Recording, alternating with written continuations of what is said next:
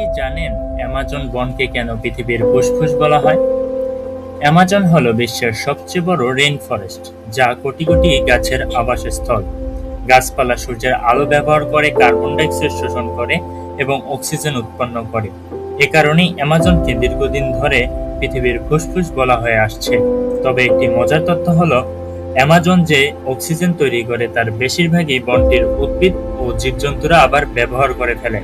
তাই অ্যামাজন পৃথিবীর মোট অক্সিজেনের প্রধান উৎস নয়।